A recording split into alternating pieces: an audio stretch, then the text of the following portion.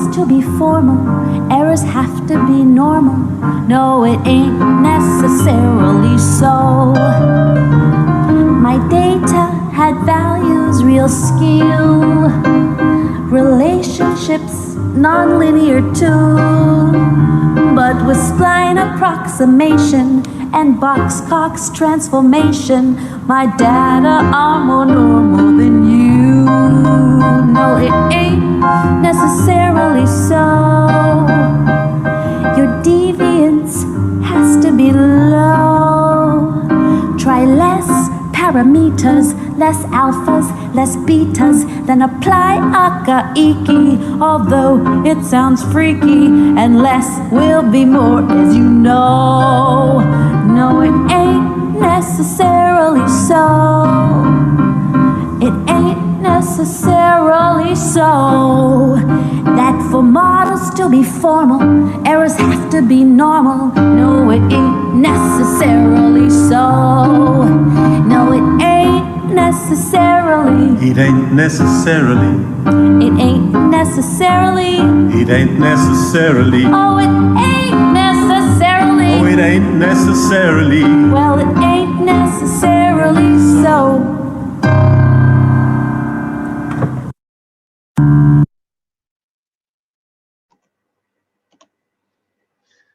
Getting some real good mileage out of Michael Greenacre's songs.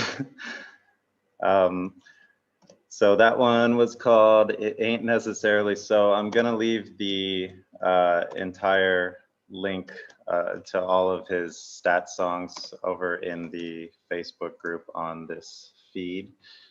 So if you guys wanna go and check those out, go ahead. I've been playing them like before as an introduction to each of these like every single day now. They're like my new favorite thing. Okay, so welcome to the 5th day of the Ecology and R Web conference series. Today we're going to be talking about teaching in ecology and R. So anybody who is an educator, I think these two talks are probably highly recommended. So you can improve your skills in teaching and maybe learn some new concepts. Just like before, once we have the speakers finished talking, I'll check the dialog box for the question and answer session here and also in the YouTube feed. So anybody who wants to ask any questions, give comments, please feel free to do so. And I will either ask the speaker, or if she sees them herself, then she can answer. Okay, so without further ado, I will introduce our first speaker, Natasha Gownaries from Gettysburg College, USA. Go ahead, Natasha. Hi, as Russell mentioned, my name is Tasha. I'm a second-year faculty member at a small teaching college.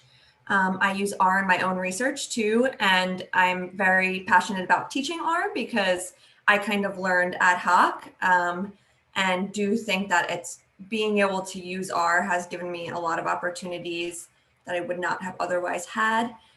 So I'm going to talk to you a little bit today about, I use R in all my classes except for my 100 level class, but I'm going to talk to you specifically today about how I use R in my Principles of Ecology class and one of the products that I've working on from that. And one of the main reasons I wanted to do this was to see if there were maybe any other educators who were interested in collaborating or pooling resources for teaching R.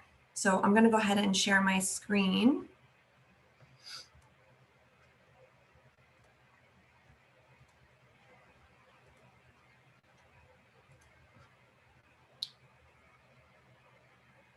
Looks like I'm going to kick someone off of screen sharing. I hope that's okay. Should just be me. Okay.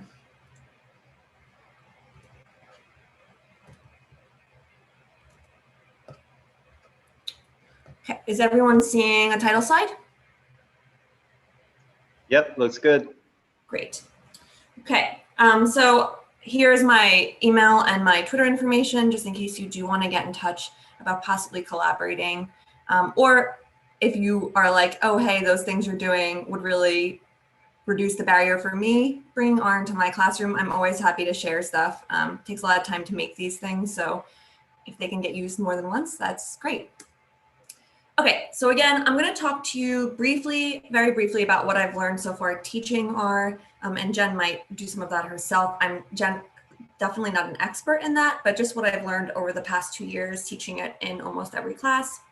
Then I'm going to talk specifically about teaching R and principles of ecology, a little bit about how I went about teaching that and breaking it down, because it is hard to balance teaching concepts and teaching R, and also fitting in things like field and lab work that are key to becoming an ecologist. Then I'm really going to focus most of my time on the final project in this class, which is resulting in an open educational resource. And I think that there is a really natural tie between open educational resources and what we're talking about today, because we're talking about open software. And so open data, open software, actually, if you have your students use that, you also allow them to create open resources that other people can use. And then I'm going to briefly mention, my dreams kind of for this, or hopes that it could eventually become something more if other faculty are also interested. So first, I'll just talk a little bit about my trial and error while teaching R and some of the different things I've tried and what I've landed on so far. So some of the different things is live coding versus R notebooks, base R versus tidyverse, which I know probably many of you are like, why would you even mention base R? But I actually came into teaching only knowing base R, so I was a little resistant at first. And Swirl, at least up to when I used it, used base R. So Swirl is a learning R program within R that I've used when I've taught R before, versus something like Code Academy, and then using desktop R versus R Studio Cloud. So what I've found has worked best for me, at least, is using some live mixture of giving students an R notebook that has some code, and then doing some live coding, and really focusing on them doing live commenting. So what I generally do now is give them a notebook where most of the stuff is done, but they have to put detailed comments on every line of code so that they can reuse that code later. And then it's immediately followed up by a practice assignment that's very similar to what we did in lab, but they have to apply some of the knowledge that they've just learned. I do a lot of peer troubleshooting. I try to really make a community where people feel comfortable with that. So if someone's stuck, one of the things I'll do is ask them to share their screen and ask all of the students to try to figure out where the error is. And the nice thing is that people forget, the pipe or have the plus instead of the caret at the end. Like, they have the same errors enough that students, I think, become pretty comfortable with helping each other after a while. I definitely have found that teaching tidyverse is much more natural. That was just kind of something that, to me, the pipe was scary at first just because I didn't know anything about it, and I had gotten comfortable with base R, but the transition was pretty smooth for me, and I definitely can see a difference in the students. I think it is more intuitive for the students. I didn't find that having them do pre-coding assignments in Swirl or in Code Academy or anything like that actually helped very much with picking the material up. What I found worked best was actually walking through every function we were going to use with a slideshow beforehand and pointing out what the different inputs to that function were and some examples. I'll talk about this in a second, but I also use a lot of Alison Horst's, I hope I'm saying her name correctly, imagery in my slides because it is so wonderful and I think helps student engage with the material a bit more. I've transitioned pretty much solely to using R Studio Cloud when I'm teaching R Studio, and I do think it's much more seamless that way. And if you are new to R Studio Cloud, I do want to note that they have an instructor account option that's only $15 a month, and you actually can track students. So if you look at this, if you create a project, every student in the class, once they open that and start making their own, you actually can go in and see what they're doing. So this is really wonderful. There are a few things to keep in mind.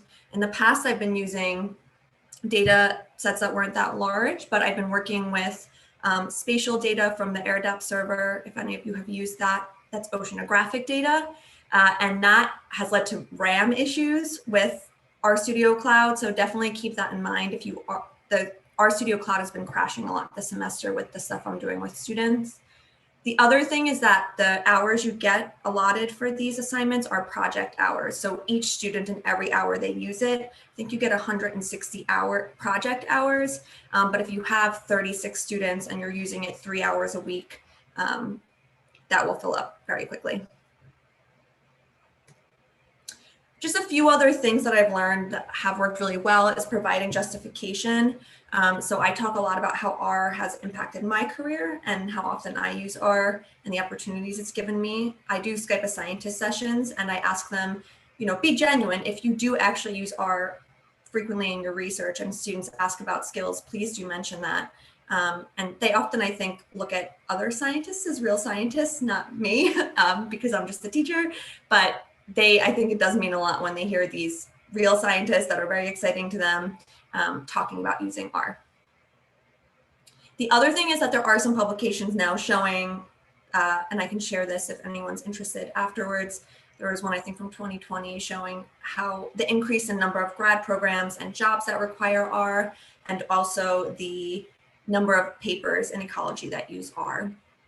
My department does have a requirement for GIS, so students have some awareness that our major will include quantitative stuff. It's an environmental studies department, but I definitely have felt that there has been, it did take a little bit of time to get students on board with teaching R, and I actually didn't include a slide on this, unfortunately, but when the class I'm teaching now, I did a pre-survey asking for what skills they would want to learn, and almost every student mentioned getting better at learning R. So it's catching, which is good.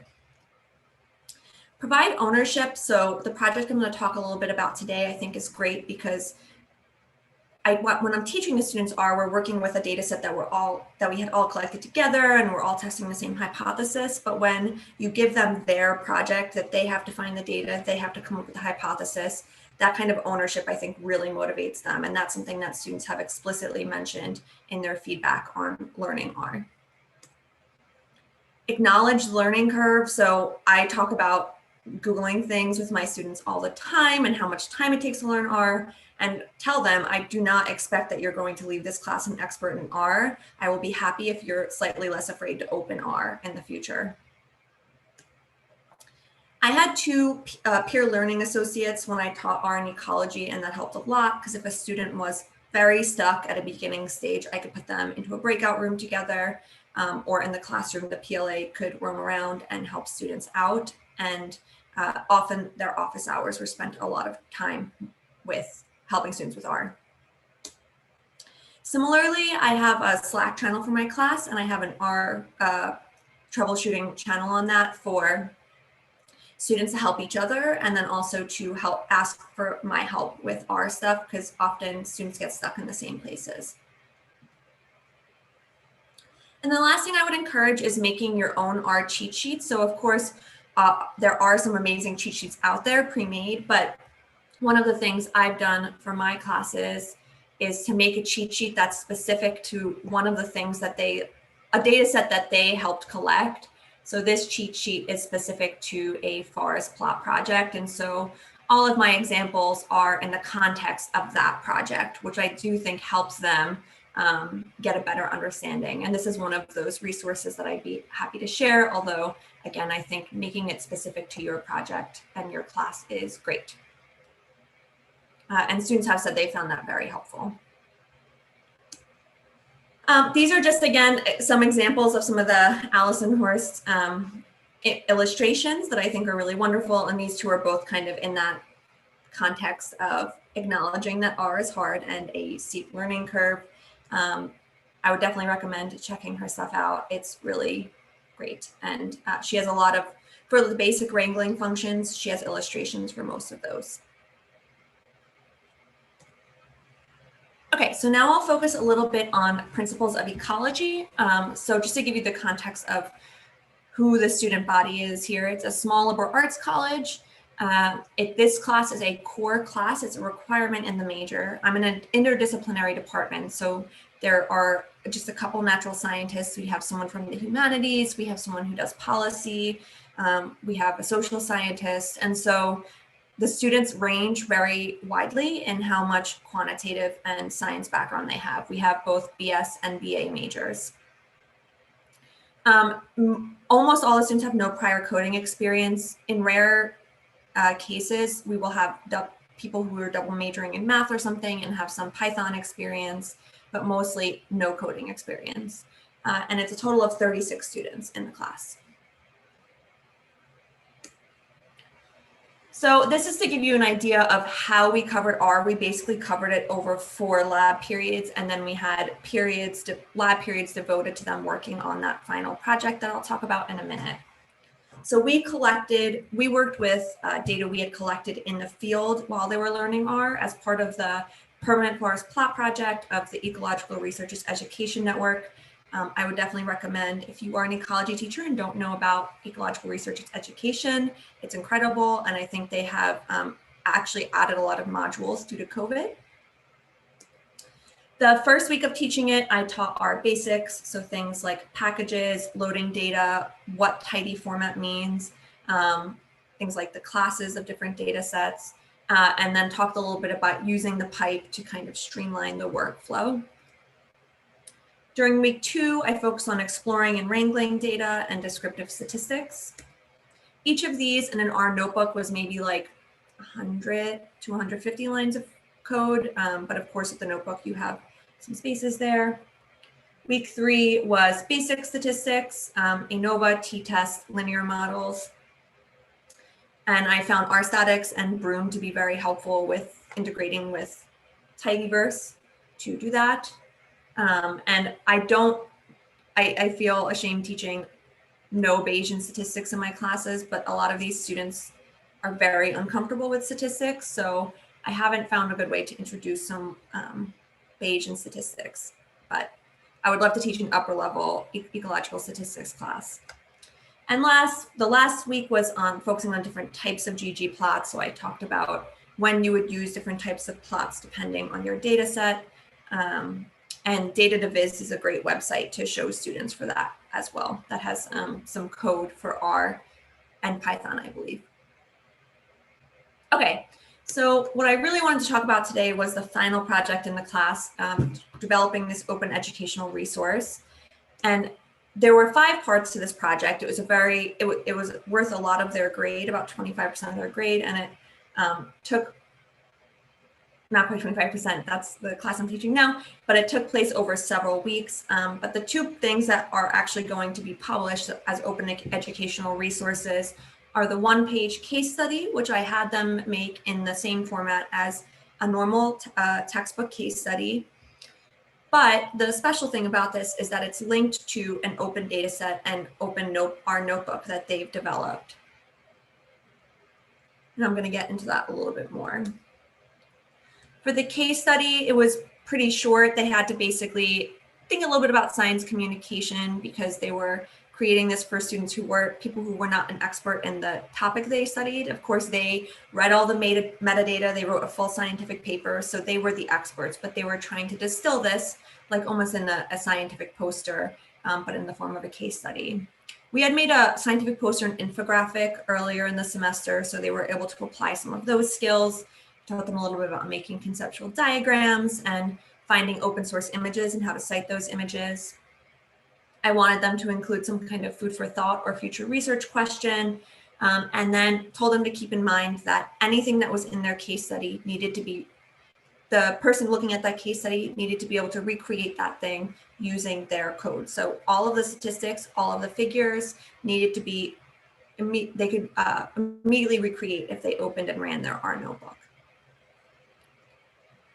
For the R notebook, a lot of them would want to submit as a PDF, so I told them to specifically submit it as a notebook file. I told them they had to start with a description and link to their data set, that the code had to be fully functional.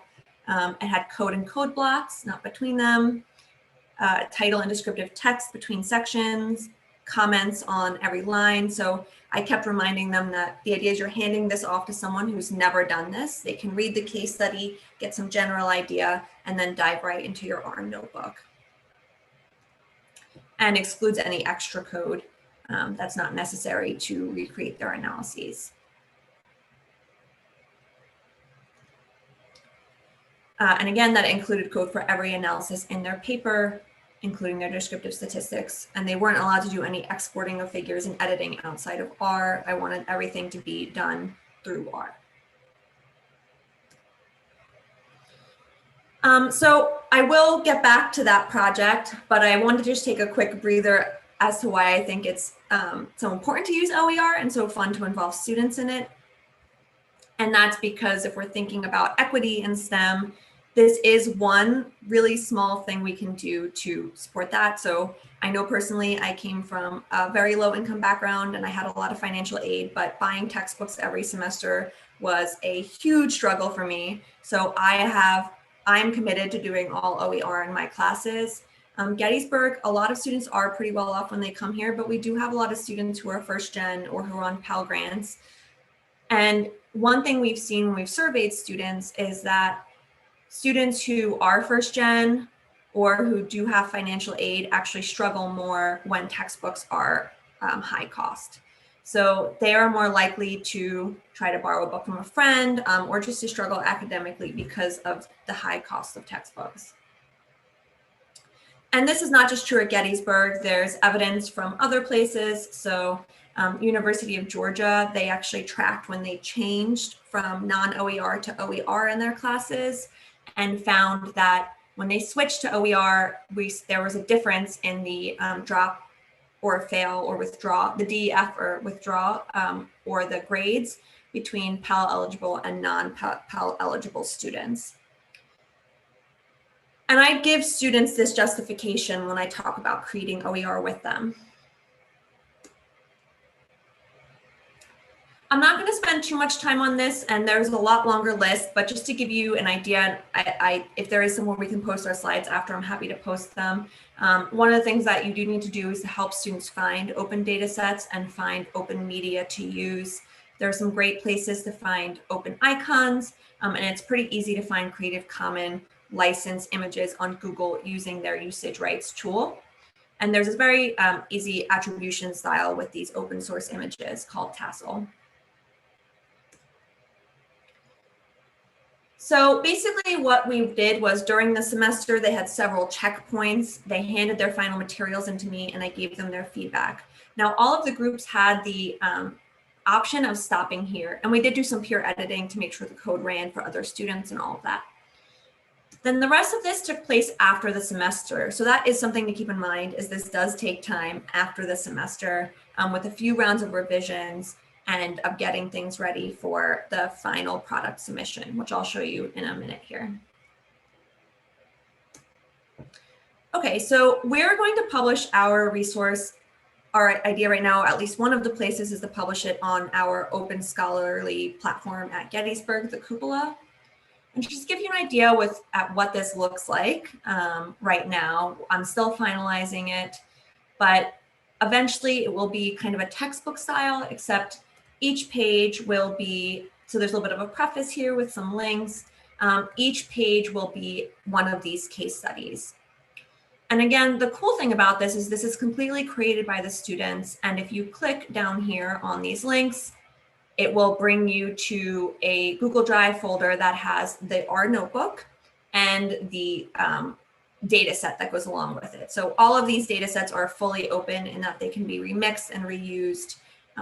Some of them are share alike, but this is not a commercial product. So, and they did actually a very great job commenting on their notebooks and writing these descriptions. So this is what the notebooks look like. They have this description at the top and then before each chunk. And then they really did a great job commenting. And again, I think having those peer review sessions definitely helped. And if you ran any of these, it would recreate any of the figures that are in their actual case study here. So the idea is to have a textbook style resource, but faculty or learners could use this to get a little bit better at using R.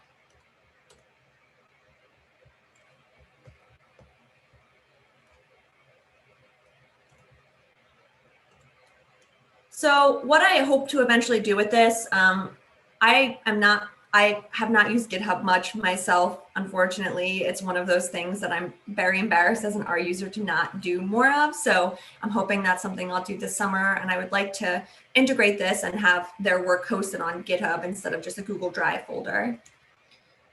I plan to repeat this each time I teach the course to build out the resource and get better at sequential and peer editing throughout the semester. So it is a smoother process after the semester.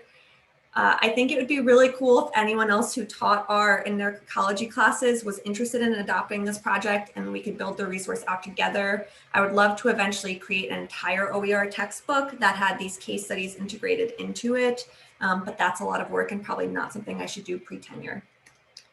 There are some great starting points if you do want to look at some open textbooks that have an ecology slant to them. And with that, I think I'm actually over, so I will stop talking. Thank you, everyone. Thanks. That was really, really interesting. I like the points that you were making, especially about R being a big promoter of equity through open science. And I think that's one of the things that draws a lot of people to the community. It's free software. There's mountains of free resources. So again, just like you said, you don't have to buy super expensive textbooks. You can just go through these ebooks and R Markdown books and find what you need to know and what you need to learn. I do really like that you you use these R Markdown files and then like a peer review and editing system to kind of improve on how they are. I think everybody really needs to improve their R Markdown, especially in sciences and research, because oftentimes when you're submitting code to, if you're submitting a manuscript, for example, and you're submitting code, it's not very often that people will actually put the R Markdown file with the entire work through with it. But I do think that that should be adopted as kind of a mandatory practice. Yeah, it's helped me so many times. I've definitely learned stuff from other people's published stuff. So it looks like there was a question. What are the class sizes and you're working with here, and what's the prereq structure background? Okay, so this class has 36 students. My smaller classes have 18, so I am working at a small teaching college, which I know is very different from working at a bigger university. There are no prereqs to R in ecology. In my upper level classes, the students have to take ecology, but I still am struggling with having uneven past experience because I've only been here 2 years. So some of my students that I have in my upper level classes now took ecology with someone else before and included R. So about 3/4 of the students in my current class have had R, while the other 1/4 hasn't. And that's one of the reasons why, also because of the nature of oceanographic data, is the marine ecology class. I'm focusing on spatial analyses in this class because the students who have had some R get something new, but the ones who haven't had any R aren't being thrown into the deep end of some of the stuff we started in ecology. So, but in the future, my upper level classes will all require ecology with me with R. So I hope that answers your question. It looks like she has a follow-up to that as well. So it's all the same students. There are 2 lab sections, but I don't teach any R during class time. That's all during lab time. And it's not every lab because, again, we also do some field work and some experimental lab work. So there are those 4 periods in lab that are the full 3-hour lab is devoted to learning R. And then there are also several periods at the end of the semester that they have to work on their group projects because they do get stuck and need my help at different points.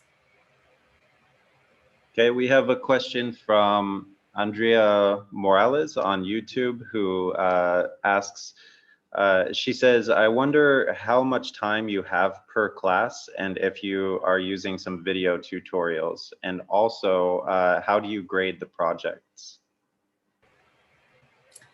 Yeah, that's a good question. I have not done any video tutorials. I do a flipped format a little bit in that class with teaching my concept stuff for the class time. I don't do any tutorial video stuff for lab for R, but that's a great idea. And maybe, again, I've tried Swirl, I've tried Code Academy, and those things haven't worked so well, but maybe the video tutorials would, with maybe some precursor stuff.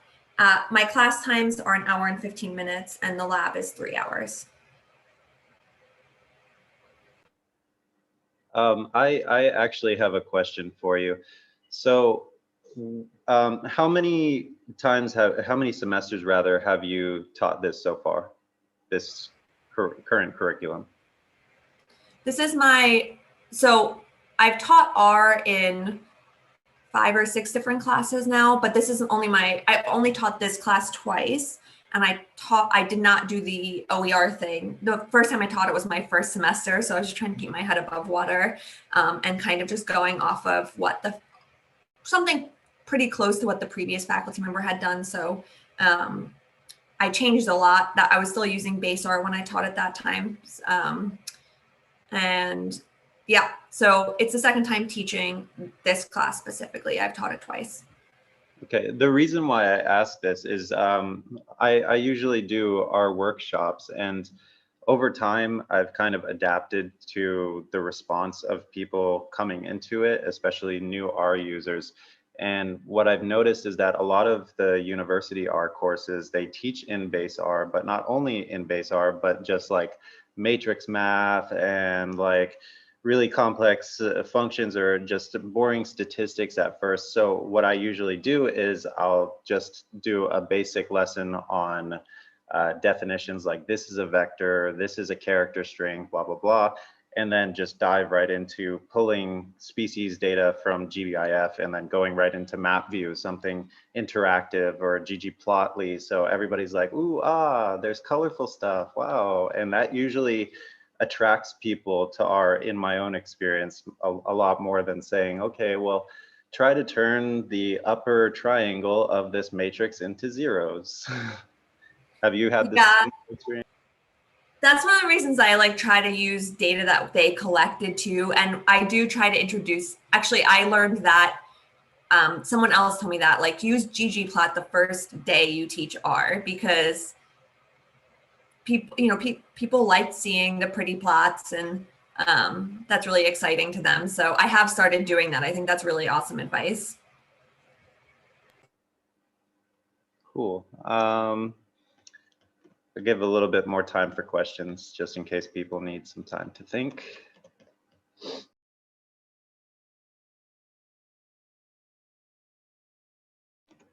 Again, just to reiterate, if anybody is watching on YouTube, I am also monitoring YouTube. So if you have any questions, please feel free to let me know. I have a question, actually. You were talking about wanting to use GitHub to increase your open source in the course in the future. And I'm curious as to how you see that working into the course. Would all your materials just be on GitHub for the students to use, or would you require them to have their own GitHub and upload their content there as well? And how do you see that working in your course context? Again, it's hard. I don't think I would have students create their own just in that class, just because there's so much to cover. It's like a core class and we have to cover all of ecology, and already that's a lot for them. Like predator prey models and stuff, just they really hate them. And so I think probably for that class, it would just be hosting. I would like to have one just also to have the stuff up that I've created for my classes in case it's useful for anyone else. But hosting the stuff that goes along with the textbook on there instead of Google Drive feels more appropriate. But I would eventually like to teach a 300 level class that's focused on environmental data science or quantitative ecology or something like that, that would have students create their own. I will say in that context, there's a course at UBC, I think it's Stats 504, that Jenny Bryan developed before going to work for the Tidyverse. And it involves it's essentially an intro to data science in R course, which is really great. And I think that there should be more of that that's not stats or ecology, that's just the data science skills. And in that course, students create GitHub and post all of their lab materials there because the course is only focused on data science. So I've sent it to students in the past who've been interested in getting on GitHub, but we don't have time in the course as a resource because there's really good step-by-step instructions on how to do that. Thanks. I could probably use that myself. I'll find the link. It's also how I set up my GitHub, so. All right. Well, I'd be okay with taking one more question. If anybody else has it, I'll give it another 30 seconds on YouTube and here on Zoom. So if you have questions, please ask now. And otherwise, we will move on to our next speaker.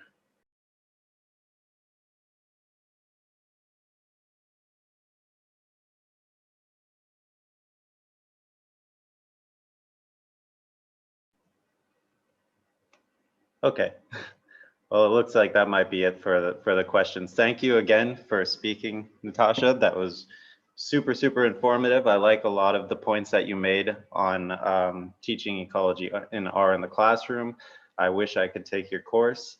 I hope someday that you do get to integrate that Bayesian stuff, because I'm sure everybody wants to go through that as well. Our next speaker is Jen Barron from the University of British Columbia, Canada, and I'll let you do your own introductions. Okay, great, thanks. I'm just gonna share my screen.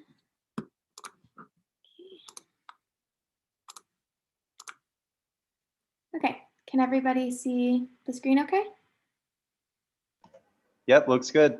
That's good, okay. So hello, my name is Jen Barron. I'm a PhD student at the University of British Columbia. I work in the fields of landscape ecology and wildfire science, but I've been using R for many years, so I'm kind of in the unique position that I got into ecology at the point when R was just being integrated into curricula. So I've been using R almost since the beginning of when I was doing science and data science. I somehow skirted using all of the other programs and have pretty much avoided doing anything in Excel since then. So I also use a lot of my experiences from when I was a student in these courses in terms of how I like to teach ecology and art. And this is specific to a landscape ecology course that I TA that's taught by my supervisor, Dr. Sarah Gergel at the University of British Columbia.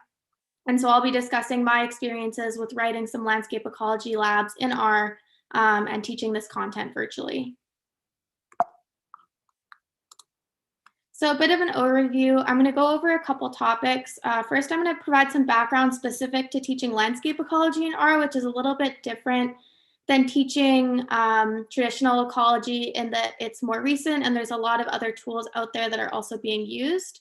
I'll go over a little bit of the course context and the format for our lessons and show some sample lessons. And then I'll go over some considerations for teaching R in a virtual environment before concluding with some advice. So landscape ecology, or essentially the study of patterns or merged between ecology and GIS, has historically been really reliant on standalone software that's used for specific applications and often is only available for Windows operating systems. So a good example of this is FragStats. FragStats is a program for landscape pattern analysis that first came out in 1995 in the public domain and is associated with the USDA technical report. The current version is a standalone program written in C++ for use only in the Windows OS. And this is what the current version of FragStats looks like. And this is really common for landscape ecology software. So you'll have this single user interface where you have to import the data and run some analysis. And some of the issues with this is that not all of our students own Windows operating systems. They can be quite slow because a lot of them were written pre-2000. They can be difficult to learn in that each one of them is structured differently. So although they're easier at face value because they're point and click, it means you have to learn a different program for each application. And they're not reproducible. So it makes it really difficult in the current era of open science to have someone else replicate your results. And for a bunch of these reasons, ecologists are increasingly turning to R. So this paper by Lai et al. In 2019 shows the percent of ecology articles that reported use in R, and this trend has continued through 2021. So we know that ecology, even by virtue of being at this conference, has become R has become broadly used in the ecological community. And if we break this down by packages, we know that some packages are much more popular amongst ecologists than others, and often this depends on your discipline. So for example, the package vegan is really popular amongst community ecologists for multivariate analysis. And some of these packages also have spatial considerations. So again, vegan or NLME allow you to work with spatial data. And some of these packages are specific to spatial data, like on this list, raster is specifically for processing raster data. And so as a result, we now have a range of packages for spatial applications. So like I mentioned before, raster or also SF, simple features, which is a standardized way to encode spatial vector data. We now have many package options to do different things in R, not just for visualizing data, but also for doing geomatics that we didn't before. So there's packages for designing maps and visualizations like MapView and TMap, interfacing with other existing programs like RGDAL, or conducting quantitative analysis like landscape metrics. And this is a classic Allison Horst, so I also have a lot of Allison Horst content in here as well as in my lectures. But unfortunately, there's not as much content out there as of yet on spatial data, but I'm hoping to find or develop more visualizations to help with teaching for some spatial concepts. So we were motivated both by the popularity of R, but also the interest of our students to learn functional approaches. So when we were teaching labs in the original software, we often had students asking whether there were more modern alternatives to some of these programs.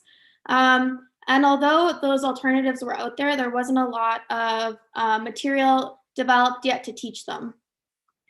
So we set out to translate existing lessons in our graduate level landscape ecology class into R. And our goal in doing so was to create our content that's accessible to a wide range of experience levels, functional in its application, and adaptable for diverse contexts. So one thing that was really important in developing these lessons is that for our students, they were going on to careers in geomatics. And we wanted something that they could use not just to learn the objectives for the course, but code that could be reused in the future so that even if 2 years from now they didn't remember how to do the thing, they could go through the lesson, including some optional challenges that were outside the scope of the lesson itself, so that if they wanted to run this type of analysis on data in the future, they would be able to do so and they would have those resources.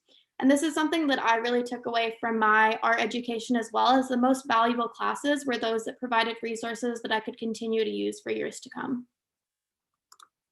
So the course context, this is in a graduate level landscape ecology class. It's about 35 students, and it's taught in a condensed 9-month course-based master's in geomatics, but we also have students in the course from other professional master's programs and thesis-based students. And the content would also be appropriate for an upper year undergraduate degree or other certificate programs, and could be adapted for introductory level classes as well that use R. So we have students from all over the world, and particularly in this year, we had students also taking this class from all over the world, which made virtual teaching even more fun.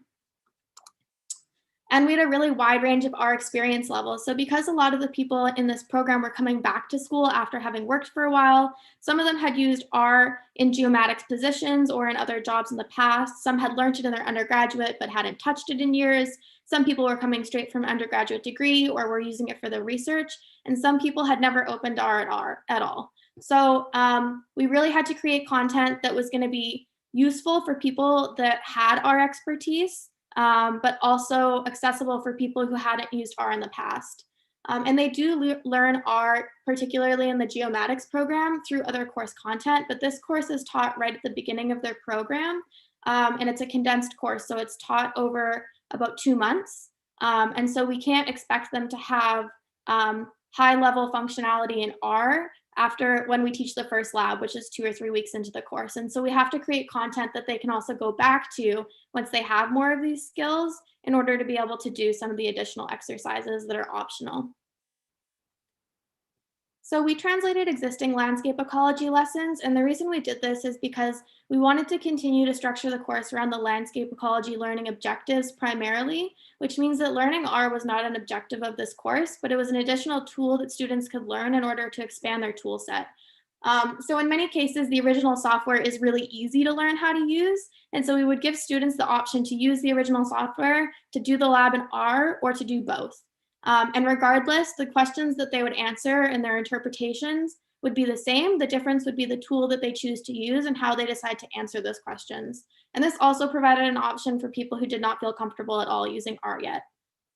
We use the Learning Landscape Ecology textbook. And the textbook itself isn't open source, and it would be great if we had an open source resource, but Sarah Gergel has posted a lot of the materials for this online, including lots of videos that she created for teaching this term. So if you're interested specifically in landscape ecology teaching material, feel free to email me and I can set you up with the Google Drive with all of that information. So in terms of the format, we decided to offer an R option through our Markdown for a couple reasons.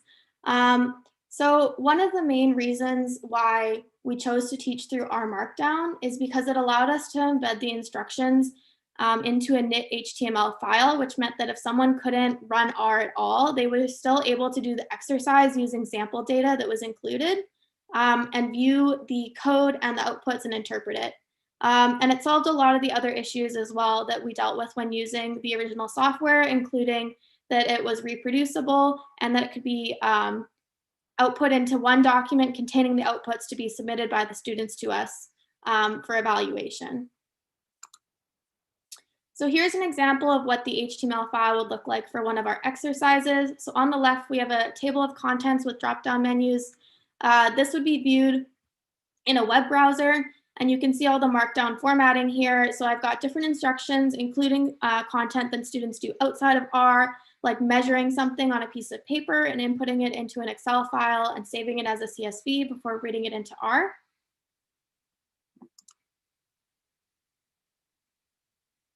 In order to get the most out of these lessons, we recommended that students be comfortable opening files in R and R Markdown and running and editing code, but we didn't have them writing a lot of their own code because, again, our emphasis was on the landscape ecology learning objectives and the R was secondary. However, we did put an emphasis on how they interpreted the code because we wanted them to be able to achieve the same results regardless of what program they were using.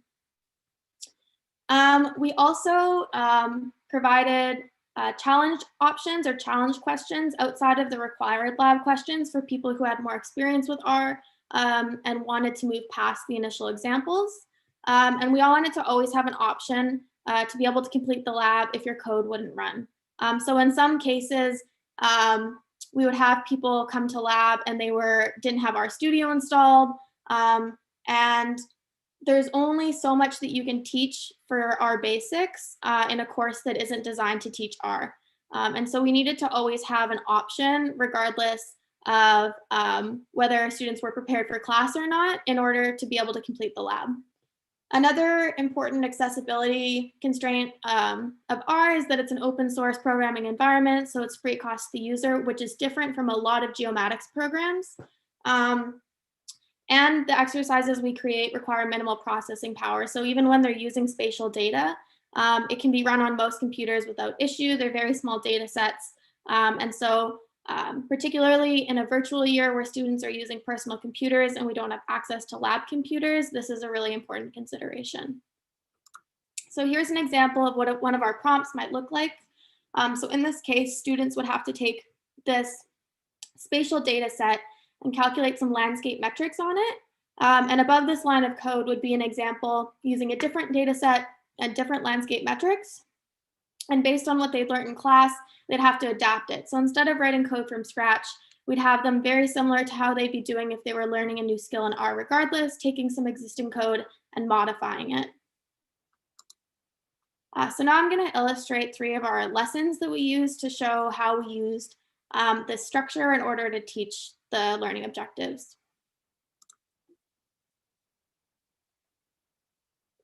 So the first lab was an air photos lab. This is within the first week of class and it's relatively straightforward. This lab is actually in the first edition of the landscape ecology textbook, but I believe it's available freely online now. And it's about investigating the distribution of a fall webworm outbreak. So it was initially written to be done in Excel and it involves calculating an index and conducting a t-test on some data. And I wrote this in the tidyverse for many of the same reasons that Natasha stated. I find that the tidyverse is much more accessible to students. And in general, students that come into the course with our training, if they have any background, it's probably in the tidyverse and with dplyr and ggplot2. In my perception, it's much easier to learn base R after as you need it and learn tidyverse first than the other way around. So that's the way that I choose to teach the course. But sometimes students do prefer to use base R, in which case, if they ask, we'll find solutions on how to do it in base R as well. So this is an example of the printout they would get for this lab, where the white dots represent webworm outbreaks, and they have to generate some random points, create a grid, and measure the distance from webworm outbreaks to the nearest forest edge and to the nearest infested neighbor. And in doing so, they investigate how forest structure influences the distribution of webworms on the landscape. So here's a clipping from the lab. You can see up at the top, I'm just providing instructions on what to do outside of R. So most of this lab is actually conducted by measuring the distances on paper and then entering it into the spreadsheet. And there is also an Excel version of this file. So I provide a template that they input the data to.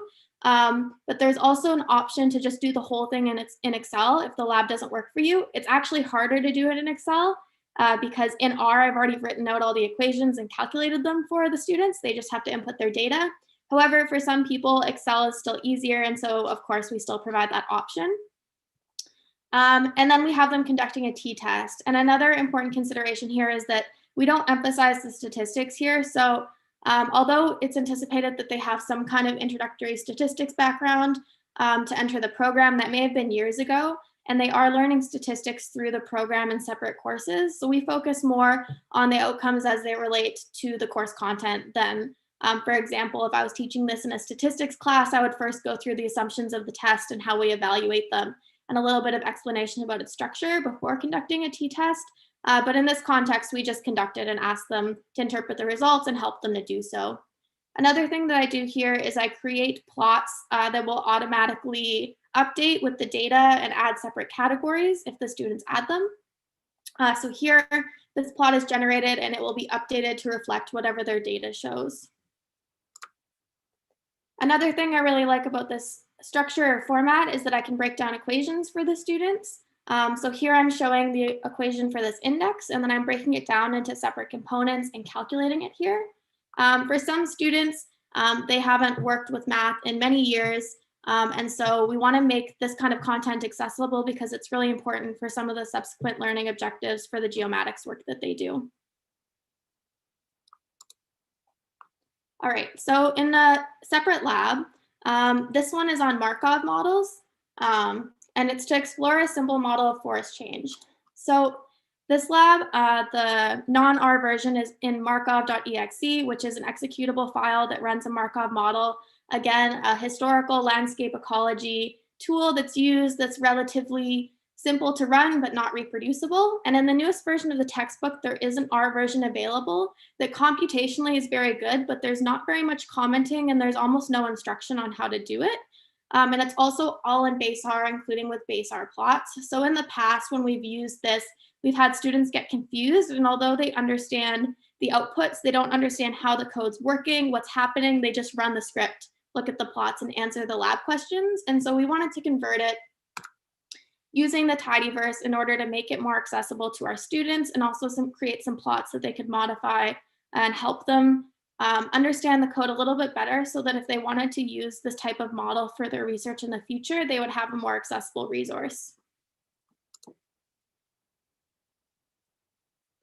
So here students explore a simple model of forest change. So this table shows different classes and different age and cover types associated with them for Pacific Northwest forests. And in building this model, we want students to explore how long current rates of harvest can be sustained before old growth is virtually gone. So we start out in this lab by including a lot of text and explanation, and also some mathematics.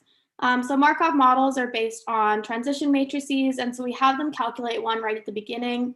And in this lab, there's very little code modification by the students. It's very minor if it is. Outside of the optional challenges, which require more extensive code modification, we're really focused on having the students be able to go through the code and understand what it's doing, and then be able to interpret the outputs. So here we have them visualize the proportion of class in each category through 3 different time periods before having them move on to run a projection. So here in this code, I've added a ton of comments so that in the future, in class, we typically gloss over this section. And I just say, like, if you're interested in how specifically this projection works, come talk to me and I can explain it to you, because it tends to take a long time and it's not central to the learning objectives. But we want it to be available for students in the future if they would like to run a model like this. So we have them do model verification and validation, which is really important, and have them explain how it works or what they're doing through that process. And then look at a baseline projection of 1,000 years of forest change. And then finally, we have them change the rates of harvest. So again, I've done this for them in the code, and I've generated a multi-panel plot. And at this point, I typically also introduce different packages for generating multi-panel plots and simple ways to do so. Here I'm using Patchwork. And we have them compare the trajectories under different harvesting rates and tell us whether they think current rates of harvesting are sustainable or how they need to be modified. And then in the optional challenges for this lab, we have them further either increase the harvest rate or decrease it, or run the model using different data from an additional time step than what's provided.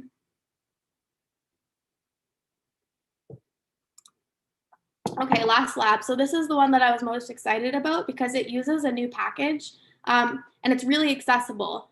So this was originally written in FragStats, which is the program I showed at the beginning.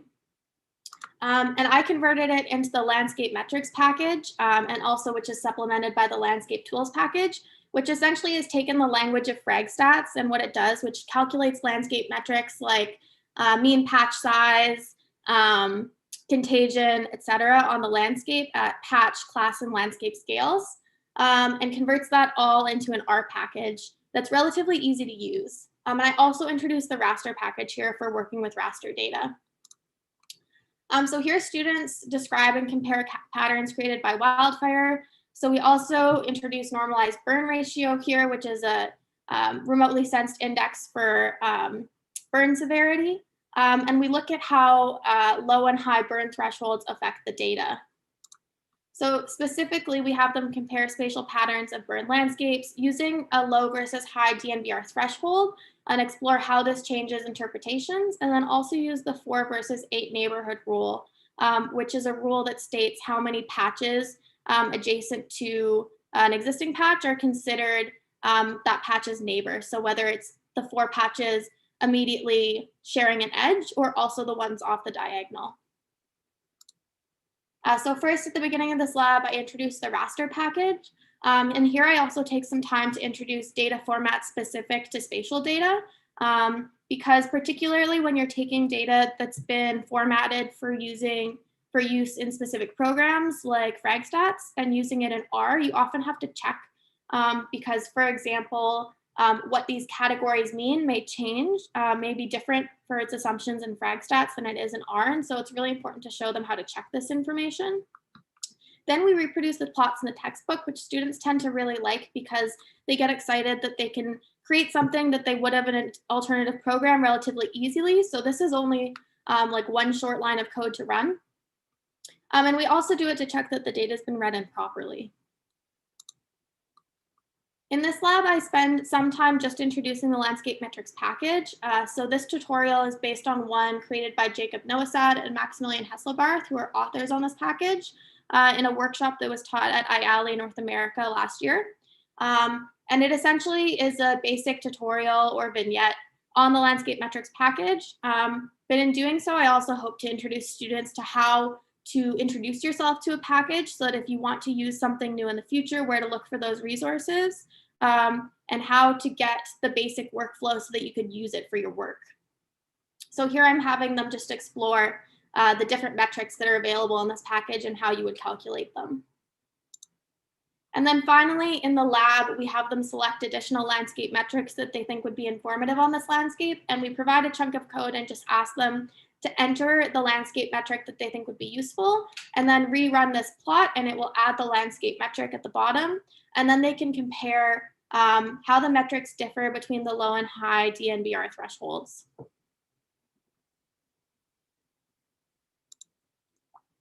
Okay, so now I'm going to talk a little bit about considerations specific to teaching this type of content in a virtual environment. So from our experiences, pre-lecture videos really helped. This one was about 10 minutes long, and it was the introduction to the webworms video.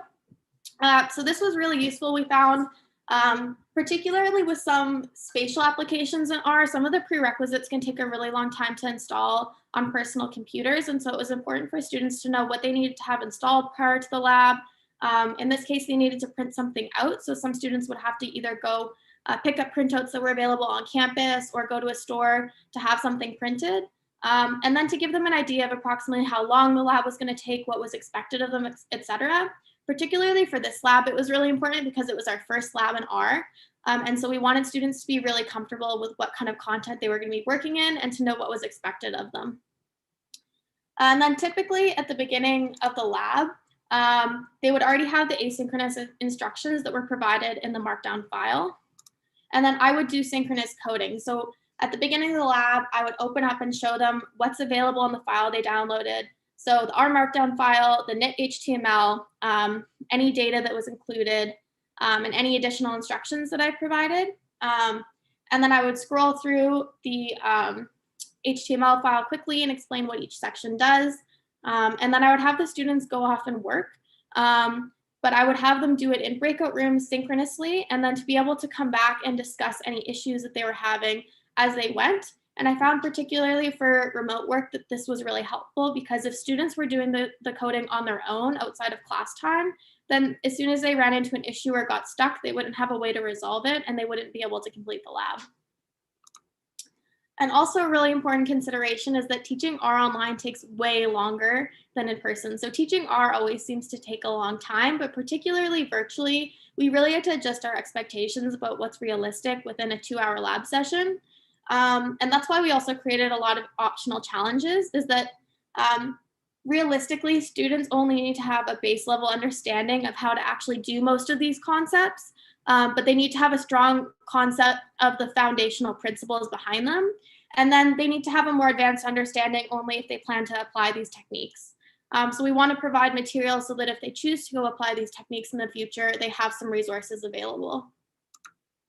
Another consideration, particularly for virtual teaching, is that all of our students were using personal computers with different operating systems and versions of R, and so we would get errors that sometimes we couldn't anticipate. And so for this, troubleshooting became really important, and in those cases, it was hard for students to help each other troubleshoot.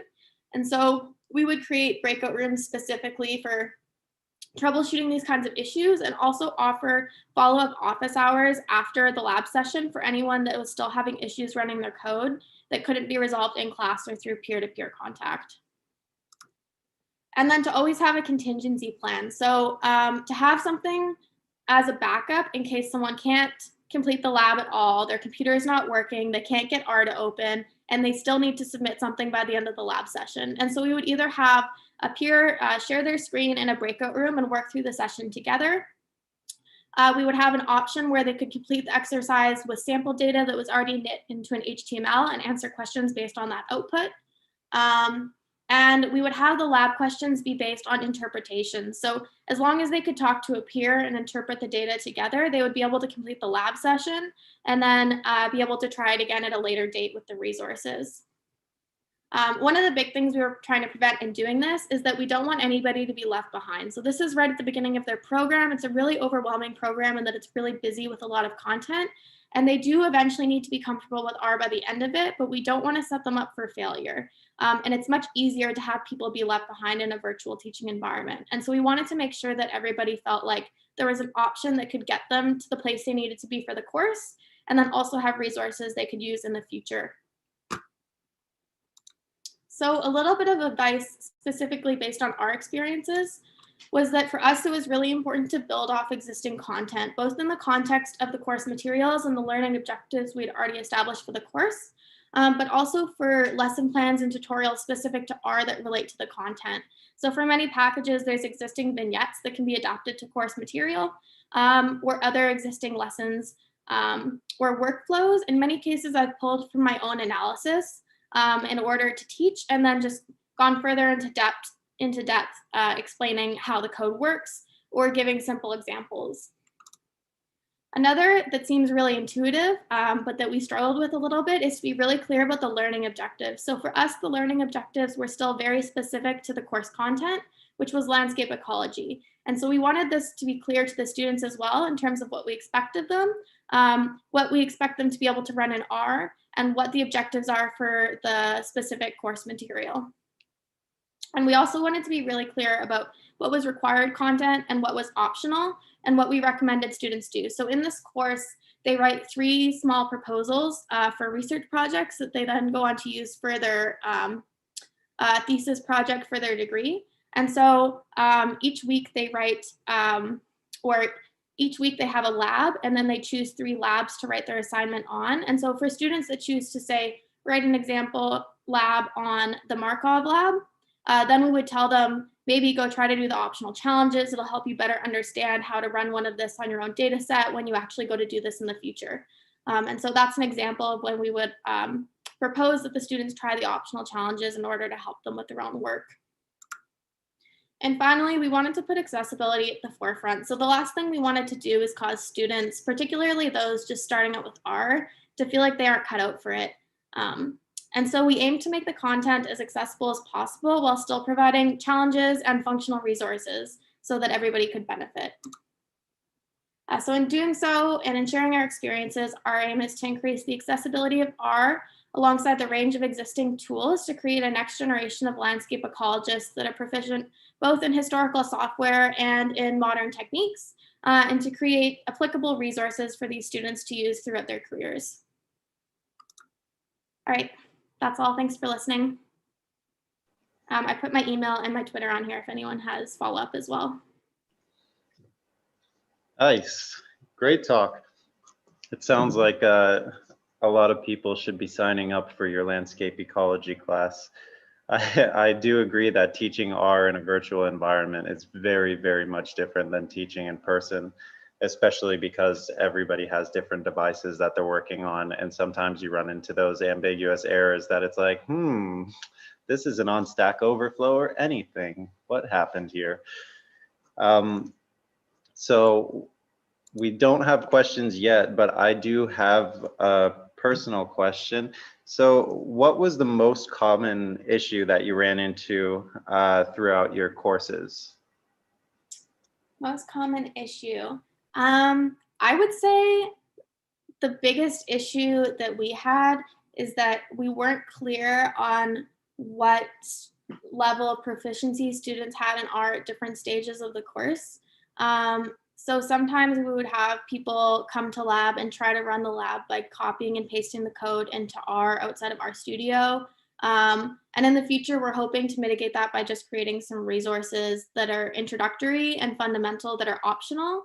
But the biggest issues weren't related to the content itself, but the fundamental introduction to R content, which I think in general is a big struggle when you're teaching R in an ecology or even a statistics class, and that there's a lot of data science principles that students aren't familiar with and tend to learn as they go, the more proficient they get, that ideally we want them to have as skills coming into the class.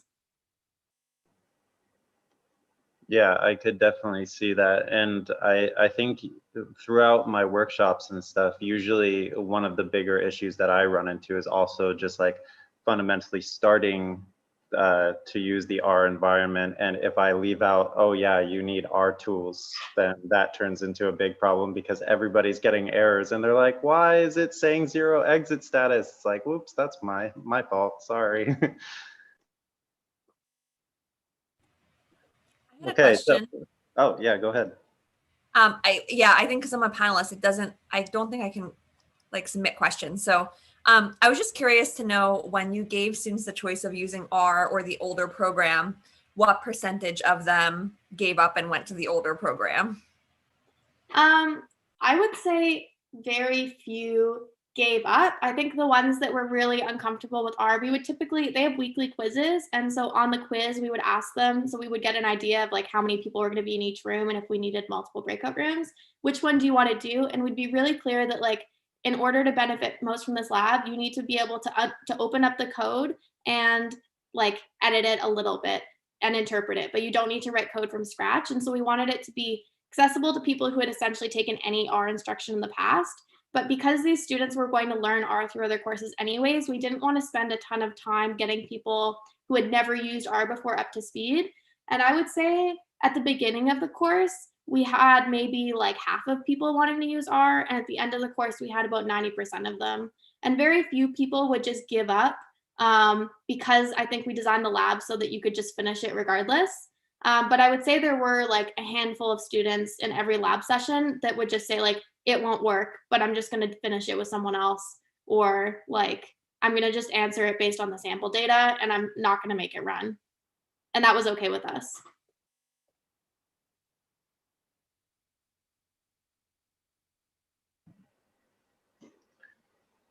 So just to reiterate for everybody watching both on Zoom and on YouTube, I am monitoring both. So if you have questions on either, please feel free to ask, and we'll wait and give some time for you guys to think and comprehend all of the, the talk that's happened so far.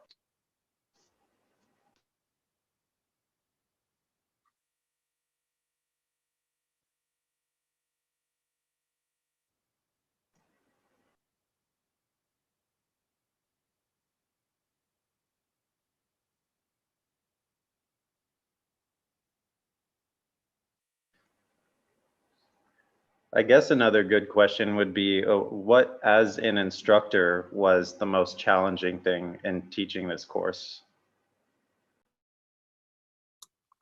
That's a good question too. I would say for me, I'm really excited about R. And so I had a hard time holding back on like all of the things I wanted to show them.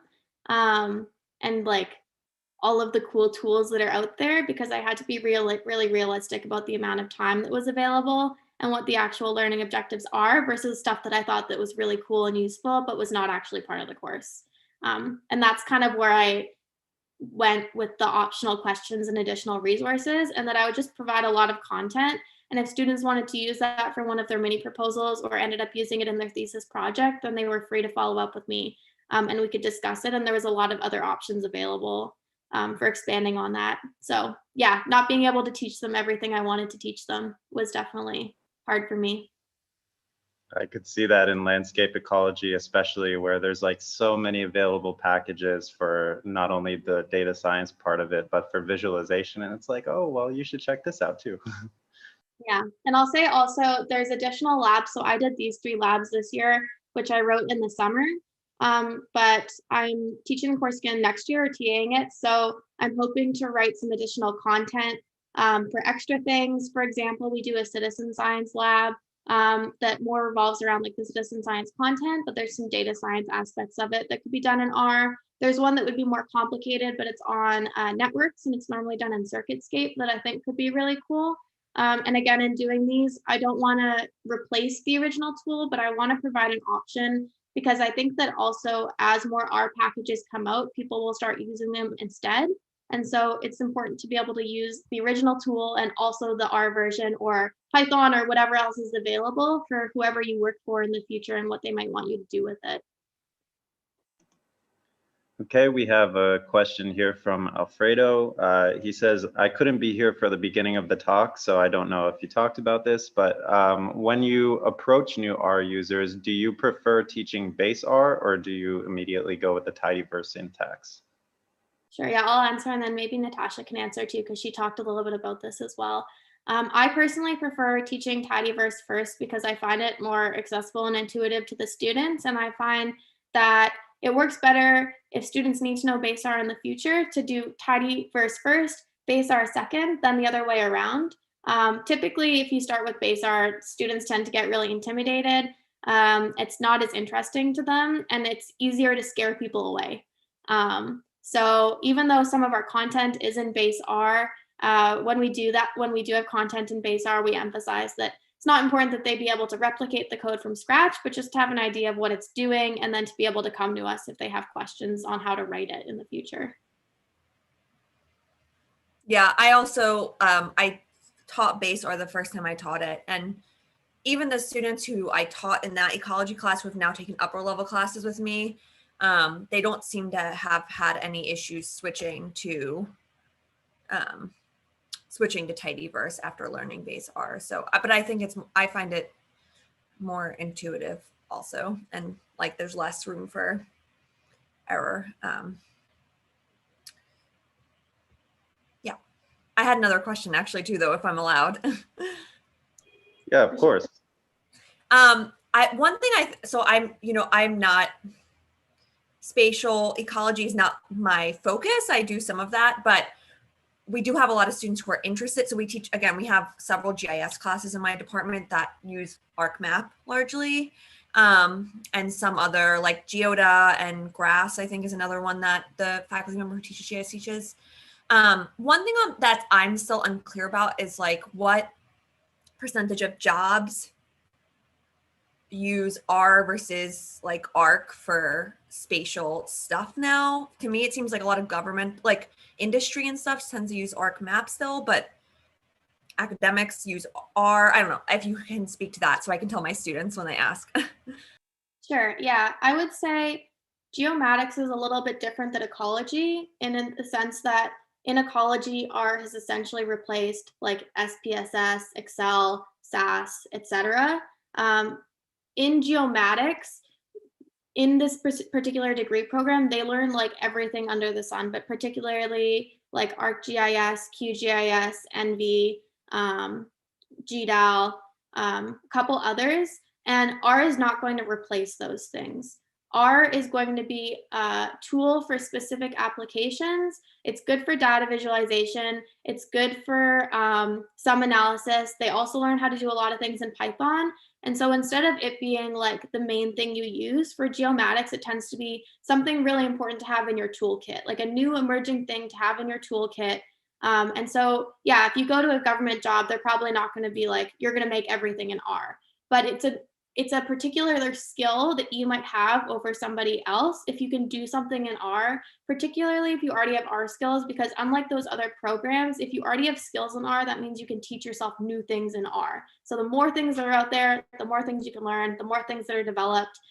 So for example, like you can do classification of landscapes using random forest in R. That's a cool skill you might not be able to use in other applications. And so it's something in your toolkit as opposed to something that replaces an old version of it.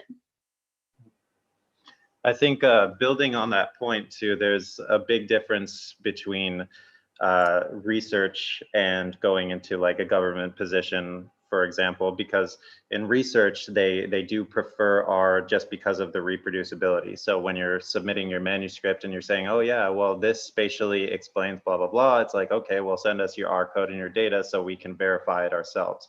Whereas in a government position, they believe you as the expert, have the knowledge and the skills to do exactly what you're saying you're doing.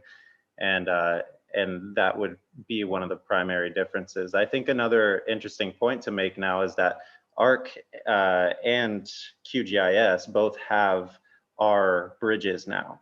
So we're kind of building towards this this almost like unity of different spatial programs that also plug into R. For example, if you're doing the landscape classification in using random forest, you can also do that with the QGIS plugin now, but you also have the bridge to R if you're more comfortable with that and if you choose it.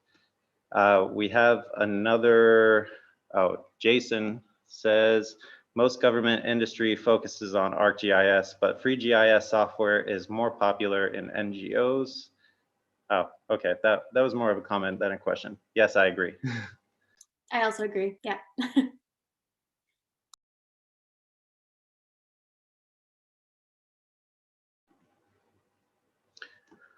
Okay, well, if we don't have any more questions, I think we can end this for right now. Thank you, Natasha, Natasha and Jen, for both of your talks.